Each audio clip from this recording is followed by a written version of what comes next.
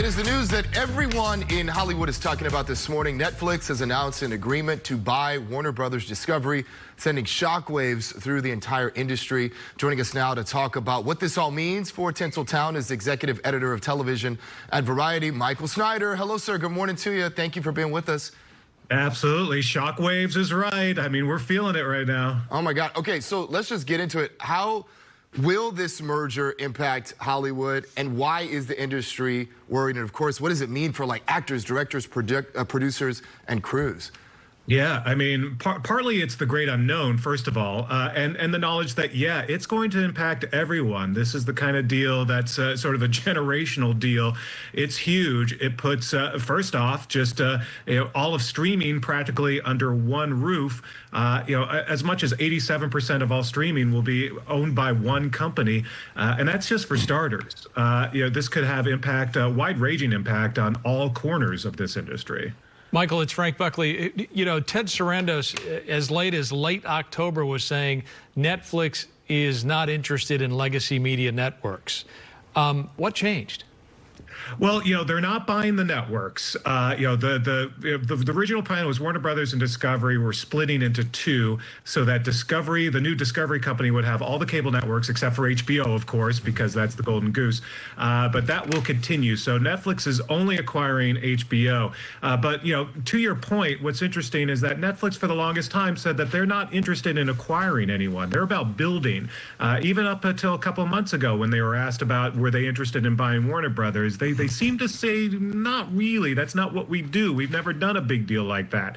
But that library and what Warner Brothers has, I guess, was too undeniable. It was available. They had the money to do it. And so now all bets are off. And also, Michael, what are the implications going to be for theatrical releases? Because, Netflix has a very specific way that they do things. We were talking earlier about Guillermo del Toro's Frankenstein. It was in theaters for like 3 weeks, and then it was on the streamer. So what are going to be the implications there as far as movie theaters go if this goes through?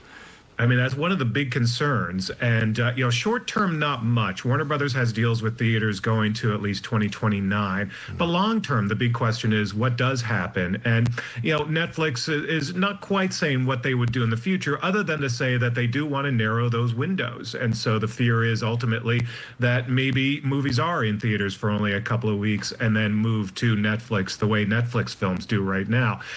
Short term, they're saying the right things. Warner Brothers is still going to be in theaters, Warner Brothers movies, but long term, this is a real chill for the theatrical distribution community as well. Is there any scenario in which this does not go through and Netflix would owe upwards of $5 billion? So what would that mean for the industry? Yeah, I mean, there's still a long way to go in terms of this deal actually being approved. There's all sorts of regulatory approvals that need to be made, and this is an administration that it really is unpredictable. So who knows what this administration will be willing to do? And you still have Paramount Skydance sort of as a little bit of a spoiler too. They really were aggressive in wanting to go after Warner Brothers, and they have hinted that things aren't done yet. So we may see lawsuits in the future. We may still see another chapter on all of this. So this is by no means a done deal, but it's definitely much further along than a day ago. Well, I mean, you mentioned Paramount and Comcast. Is there an alternate scenario in which they could resubmit offers? At this point, they've announced that Warner Brothers is acquiring that Netflix is acquiring Warner Brothers. So that's where things stand right now. So, from here, we see if this deal actually moves forward and is approved. We were talking earlier, too, about that letter. The Paramount lawyers submitted this 4,000-page a letter saying that Netflix was not, in fact, the right choice. Do you believe, is this just competitive trash talk, or is there a point to be made and taken note of here? I think ultimately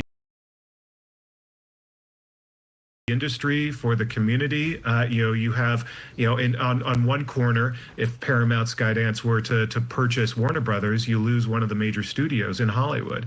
But in this scenario, with Netflix purchasing Warner Brothers, then suddenly you have most of the streaming power under one roof, and you potentially lose HBO if it is ultimately sort of consumed by Netflix. So none of these scenarios are potentially great for the industry. industry, particularly when we talk about jobs, we talk about consolidation. Consolidation rarely is good for the industry or really for consumers.